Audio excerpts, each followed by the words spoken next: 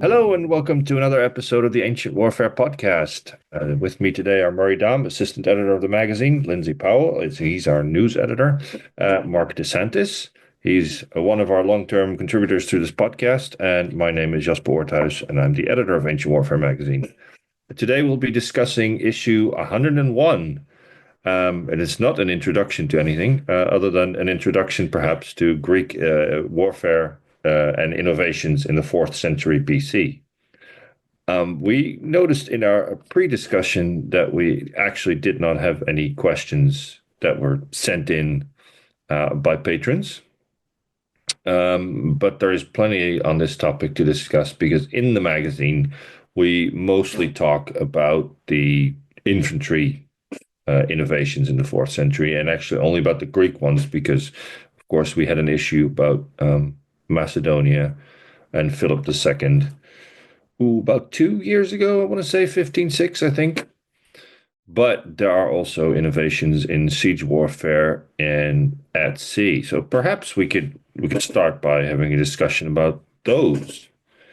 Because what happens, I mean, maybe we want to have a shorter introduction of what happens in the 4th century that everybody suddenly goes into the workshop and the labs and goes, what are we going to do now? Murray, is that something you can I think that's do probably, quick? well, quick. Gosh, no, me never.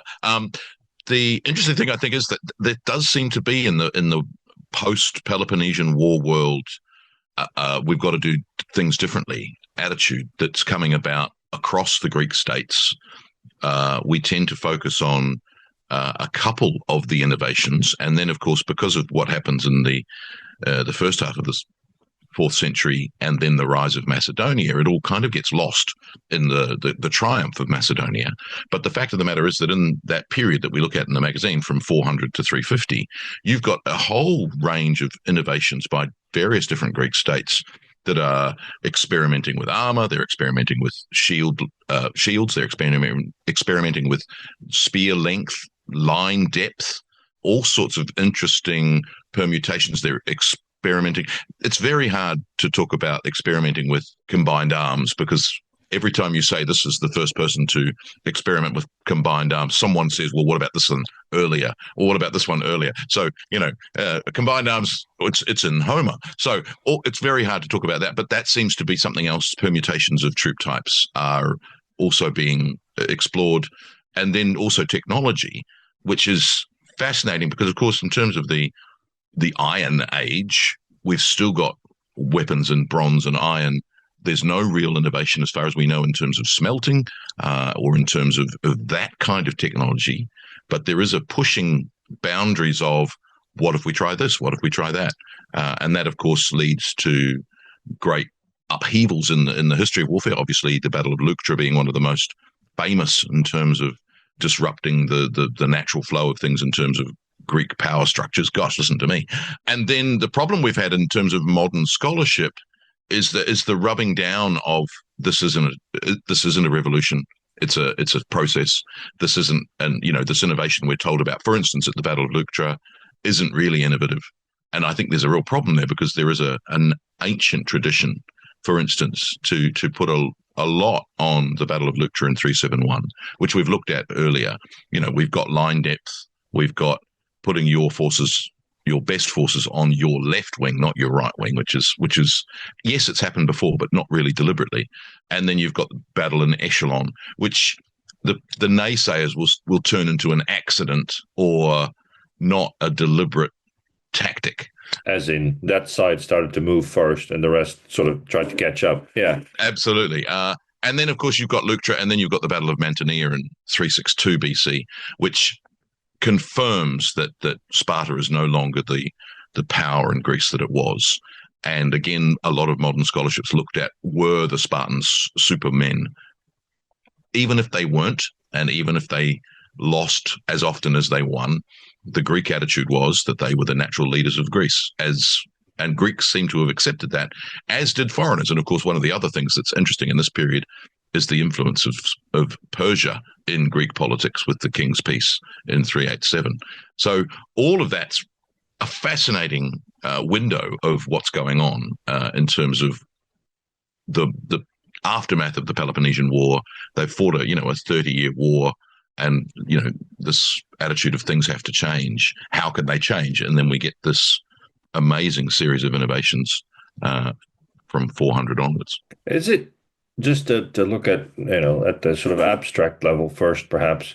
Can we say that, there seems to be a Greek tradition to think, an ancient Greek tradition to think this is where we start experimenting. But could it be that it's because they themselves believe that story about Sparta, and then Sparta gets, you can have various ways of putting it, but Sparta gets defeated and topples off its, it comes down from its high up place. And then we go and look back and say, or they go look back and say, what changed that suddenly Sparta is no longer the big kahuna?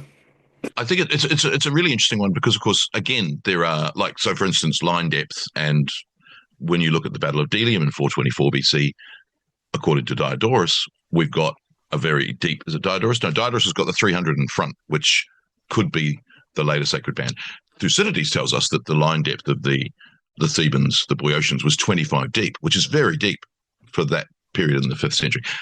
Are they building on things that they were already having experiments with earlier? But I think there is that, what's the word, when everything comes together, like a hub, convergence, Waterloo moment, where it starts to happen. I think that Sparta, having gone for Persian help at the end of the Peloponnesian War, and then being imposed upon other Greek states through Persian help after the King's Peace, kind of is a light bulb moment for the other Greek states to go, why are we kowtowing to a power that's not Greek, that's backed by a foreign investor that we fought to defeat? What's going on? So I think all of that is kind of in the mix. And so the overthrows of Spartan-dominated polis from the later 380s onwards, which leads to their eventual defeat at Leuctra, is part of that picture, that this is not a Greek dominance. This is a foreign dominance with a Greek puppet. I think that from a Spartan perspective, the kings remain. Agesilaus sticks around for this entire period. They would never maintain that they were a foreign puppet, but I think there's a switch where the Greeks go, no, you're only controlling us because you've got Persian gold. We also want the gold. Yeah, well, that, of course, there's that weird thing of but hang on, now you're going and fighting against Persia in Asia, and then Persia goes, right, well, we'll fund someone else then, and they can fight you at home, and that will give you, that's what causes Agesilaus to get out of Asia in 394. So the puppet master of the Persian king is in the background. Clearly, money makes the world go round even then. Well, the other question is, or the other maybe point to establish is, if we're saying that we're suddenly seeing all these innovations, are we assuming that the 5th century BC is static-ish in military? Well, certainly from the perspective of siegecraft, it was very difficult to take a fortified place during the Peloponnesian War. In terms of peace settlements, typically the Athenians would demand that a city tear down its walls. That would make it vulnerable because it was very difficult to take a city that was adequately protected by walls. But at the turn of that century, the 5th and 4th centuries, you start seeing siege towers plus torsion-powered artillery or catapults, which improved the balance between the attacker and the defender. And I don't want to just make this all a question of, at the very end of our period, this is all what we were building towards, but we see that by the middle of the 4th century, it was easier to take a fortified place because you had improved siegecraft, so that Philip II of Macedon now had the torsion catapult and the sea tower that was invented supposedly by Dionysius the first of Syracuse, and that meant that he was able at least to use it against Perinthus and I think Byzantium too. But maybe more importantly, at the very end of the century, his son Alexander the Great was able to use them to take Halicarnassus and Tyre, maybe most prominently. So it was the 5th century static, probably compared to the 4th century. But it certainly seems to me that what happened is that if you look at it from the perspective of the infantrymen, there was a lightening of equipment, that is, their lighter armor, a larger shield, or at least an oval shield, a longer spear, which turned whether you want to call it the peltass that had now more, got heavier, or the hoplite, which became lighter. You now had a medium infantryman who was a bit more flexible, and probably, I think, if they trained properly, and you see this with Philip II's Macedonians, because that's really what made much of the difference for his Macedonians. It wasn't simply giving everybody a very long 12-cubit pike, the sarissa. It was that they drilled and drilled and drilled until they became extremely proficient in its use. And the question of, well, how heavily armored are they? How big is their shield? Became less important to the fact that they were very cohesive and very disciplined on the battlefield. And that, combined with combined arms, cavalry, slingers, archers, made them very formidable. I think it's tricky to talk about static because, again, if you want to talk about the peltass, you go, oh, what about the Battle of Sphacteria, where the Athenian hoplites don't attack the Spartans on the island of Sphacteria. It's Psiloi and peltasts and light armed troops. So there are examples in the 5th century and even before of things that become innovative in the 4th century. But I think the problem with some of those examples is that they are exceptions and they are rarities, and they then get noticed in the 4th century as, oh, we should try that. We should do that consistently and see what effect it has. It's trying to maybe almost the modern military would do, like what has happened in this war, what can we learn from it, and lessons learned, as they say. Yeah, and it's also very interesting. So the first writers, Murray's about to go on to a Murray specific rant. The first writers in what we call the didactic military literature, you've had read your Homer, always been there, always is. You've had Socrates talking about this is what we need to teach our young people during the Peloponnesian War. But the first attempt to write down how do we teach commanders is also happening in this period. So you've got Xenophon and you've got Aeneas Tacticus, who are writing in this period about this is how to conduct a siege, this is how to defend against a siege, this is how to command cavalry. All of that literature is beginning now. And so that idea of having a handbook on how to fight a war is part of this innovation and this thinking about doing things differently and taking advantage of these new advances in thinking. So when you combine everything, and it's not just Greece. I think that's the other thing, is that the Kardakes, the hoplite appearing Persian warrior, is occurring now. That we have accounts, they appear in Arrian's accounts of the wars of Alexander the Great, but it would seem that they are actually occurring in this period post the March of the 10,401. So it's almost as if the Persians are going, well, we hired 13,000 of them. I, Artaxerxes II, defeated the usurper army of my younger brother, but the Greeks kicked ass. And so I want some, but I'm not going to hire those pesky Greeks again. I'll make my own. And so that's an innovative thinking. When we look at Persian warfare, it does not alter. It's very similar. You can use the Persepolis sculptures and reliefs of Darius I to explain what the army of Darius III looked like, because there hasn't been a change. And yet here in this period, there's like, oh no, I'm going to have some Persian hoplites. Yay. And I mean, that is that's a controversial take because we actually don't know what the Kardakis are, but I think that's what it is. It's a Persian attempt to arm a hoplite. But the interesting difference is, Mark just pointed out, they're not trained in the same way. And a part of these training manuals is, well, how do you train this unit you've got? And so, the later tradition of the Tactica is all about, this is how you deploy a phalanx and this is how you train it. And there are some arguments that there's actually a hoplite Tactica first, that this is how you make a hoplite phalanx. I was just about to ask, like, is it interesting, or is it important that the first books that at survive, are not on hoplite tactics? But then you said, but there may have been. Well, there's oh gosh, come on, Demodocus, who wrote may have written a hoplite Tactica. Iphicrates, actually a different Iphicrates, wrote a Tactica, a Macedonian Tactica. But there's a quote in the Life of Peloponnesian by Plutarch, which seems to be from some kind of tactical manual, which may be one written by the Athenian Iphicrates, in which case it's for a hoplite or a peltast formation, not a later Macedonian one.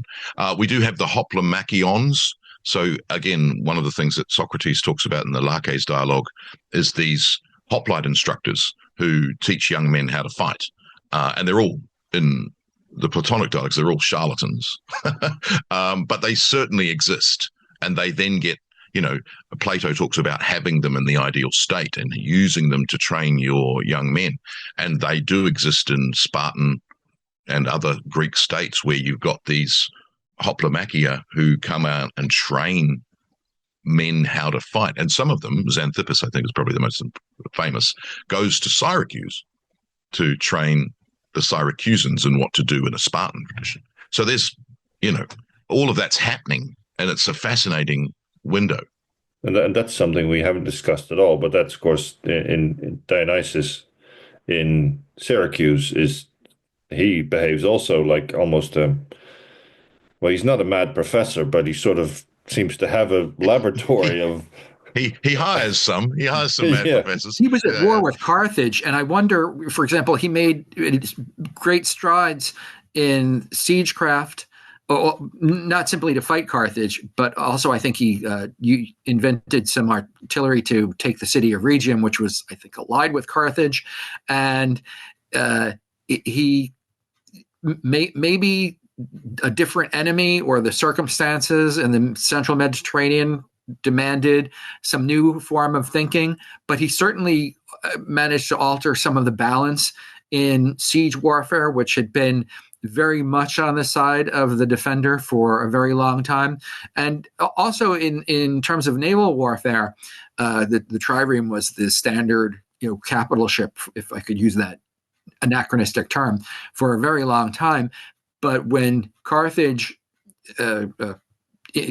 invented, let's say, the four or the tetrares, which was larger, Dionysius came up with the quinquereme, the pentares, and that became the standard warship for the rest of, I would guess, the classical period, at least until the Roman Empire gained control of the Mediterranean. And it was mainly, I think, because they were a little bit bigger and a little bit higher, which meant that they delivered a more powerful shock, a ramming attack, but also that they were higher so that they couldn't be boarded by a smaller warship. That is, and they gave an advantage in a boarding action because they were higher. It's easier to climb onto someone else's ship from below. And there are instances in the First Punic War where that's made very clear that a four couldn't board, Marines on a four couldn't board a five. They could also carry more soldiers on top. So yeah, he was certainly inventing interesting things. And in the aftermath of the Peloponnesian War, you had lots of soldiers who needed work, and maybe, just maybe, the lightening of equipment came from the need to equip soldiers who wanted work. They wanted to fight, but it was expensive to get the complete hoplite panoply as we know it. And you could have various discussions about what exactly the hoplite panoply consisted of towards the end of the the Peloponnesian War, but maybe, between the shield, the armor, the helmet, the spear, the sword, maybe making a little less expensive, a longer spear, a lighter helmet, what have you, a protective shield, that made it possible for more people, more mercenaries to hire themselves out to whomever would pay them. And so the innovation was driven by cost, money, rather than simply here's a new technology. I was actually going to say, come back to the naval innovations. We've had an article about this a long time ago now, must have been, because we tend to, when we talk about naval operations in the Peloponnesian War, we tend to think of the big battles and like the nifty maneuvering of Formio at the very start. But if I recall that article correctly, that was about the triremes ramming each other at fairly short distances during the siege of Syracuse, where you get the Epotides, I think they're called, the cat's heads at the front. Yeah, exactly, where they try and start. You get that frontal ramming, where normally you try to ram a ship, more or less perpendicular. They go ram to ram, and then it really makes a difference whether your ship is heavy or not. Because if your ship is heavier, your ram and your keel will be fine, and the other one will be stove in. Yeah. The Corinthians So innovated that that. might have been exactly there are ideas there that are perhaps it's not coincidental that in the city where this happened 20 years or 30, 40, we don't know exactly, I guess, when these heavier ships are first built, but that another spark is lit. Right, because actually that was the same tactic that the Corinthians innovated it, but and used it first at the Battle of Irenaeus, but then they went to Syracuse and helped defeat the Athenian fleet in the Great Harbor, and I'm certain that the Syracusans hadn't forgotten in less than a decade or a decade and a half of what had happened, and so tactics and what have you. Probably they said, a heavier ship is going to come off better in a head-to-head contest, and perhaps it's not a matter of, once again, you have to either train people to a very high state in order to get them to be able to ram amidships or at an angle, and then back water and then ram again. But if you hit them head on and then just turn it into some sort of boarding fight, that's a different kind of, requires, it's more brute force, but it requires less training. So isn't this also the age, in the sense you talked about innovation? I'm just thinking about all the kinds of innovation. When torsion and tension artillery is being developed by Dionysus first, people like that. The composite bow is it still remains, but he starts using either hair or sinew as part of the artillery, and it becomes more powerful. And he can put them also on top of his siege towers, which, once again, not to look, to the very end of this period we're talking about, but Philip II Alexander, having superior technology, can then use it against other cities, and Alexander wasn't stopped by Halicarnassus or Tyre because he was able to use siege towers effectively. I wonder if, tying it all together and flying a kite, the cost, the fact that you've got, I had a colleague who used to talk about when you just put an idea out there that you don't know where it came from and you're just going to let it, state it for the first time. You fly a kite and see whether it crashes, or someone takes it down. And the idea that you've got the lightning of hoplite equipment at the end of the Peloponnesian War, yes, it's a cost thing, but it's also hoplites are a wealth category.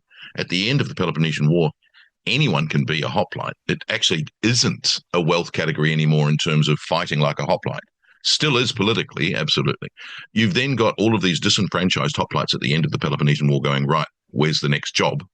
Obviously, people like Cyrus go, I've got a job. Dionysius of Halicarnassus. No, sorry, that's the historian. Dionysius of Syracuse. I've got a job. And so you then have huge amounts of troops available and rowers and everything else. And so you've got a level playing field of numbers. The innovation may occur because, well, what edge do we need? We need an edge of technology with our numbers. And if there's lots of numbers opposing us, we need an edge we've got less troops. And so that innovation sort of driving these ideas, and you can see it similarly later in Roman warfare with the so-called Marian reforms, that the lessening of the property class. Anyone can be a legionary. I'll provide you your equipment, as opposed to no, only you can be this. So you kind of get that repeat in that sense. And those lessons being learned again and again, and suddenly going, oh, is this the lesson we should have learned 50 years ago? I think that you've got that sort of happening in this period as well, and trying new things. And of course, generally speaking, we only hear about the things that succeed, because if you tried a new thing and got defeated, it's not going to get tried again. The naval stuff's really interesting because, of course, that happens again for Caesar, doesn't it? When he's fighting one of the tribes and they have taller ships than him and solid wood ships, not clinker built. So, a lot of these things are cyclical. I put together just a list of what Iphicrates had, his upgraded peltasts. And so they had a large oval shield, some javelins, a short sword, and a short spear, but no armor.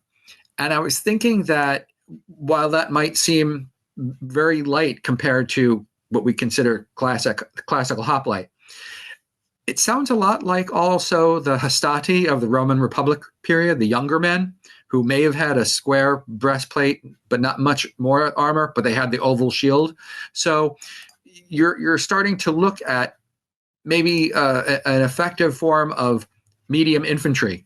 It's flexible. They can move quickly. Maybe they are also superior at protecting their flanks because they're not all meant to be packed in too tightly. I just wanted to throw that out there to see what people thought of that, because certainly that kind of equipment, loadout doesn't strike me as being something that would be overly expensive, at least from the perspective of either a paymaster or Yeah, it's the training that's the interesting fact that you've got. How do you train them to operate? And it's really interesting. This is the period when Cretan archers, for instance, become ubiquitous. That yes, there's Cretan archers before, always archers, weirdly, but they now become identified as archers because of their Cretan background, but they seem to have shields. Xenophon describes them as having shields. And they seem to be given that role of guarding the flank of the phalanx, which again, not a discovery, but it's a realization that, we need to defend the flanks of the phalanx because the flanks of the phalanx are vulnerable. And, the Battle of Nemea, is it Nemea or is it Coronea? Oh, they're both fought within a month of each other, so it's always hard to tell. Anyway, one of them, I think it's the second, it's Coronea, where Agesilaus outflanks the Athenian phalanx, which is on the left of the Allied formation. And by doing that, he then turns 90 degrees and pushes up the Allied line rather than pursuing the defeated Athenians. So in that sense, you've got a vulnerability which has always been there. Thucydides talks about the inclination to the right because you're defending your undefended left. Sorry. Yeah, that right? No, yes, right side. And so it's now where it's like, yes, but if we put some troops there whose job is to defend your flank, you don't have to either march slightly to the right or worry. And of course, again, later in the century, there are troop types designed to defend the flanks of the phalanx. And so there's a really interesting shift. So we get this, like the medium infantryman, you get this, heavy, flexible soldier who can throw spears and fight as a swordsman, which of course sounds far more like a Roman troop type than a Greek troop type. And yet by the second half of the 4th century, you've got all of those, but we've also come back to the heavily armed phalanx. So it's kind of like a swing away and then a swing back, and then you have this combination, which obviously Alexander takes to the nth degree. And the funny thing that happens after that, getting out of our topic, is a stagnation of, well, we've done everything, we've innovated, all we need to do now, let's just Build get more bigger and bigger, yeah. bigger phalanxes. Yeah, absolutely. And ships. Let's try a 12. Let's try. How big can we? Yeah. Yeah.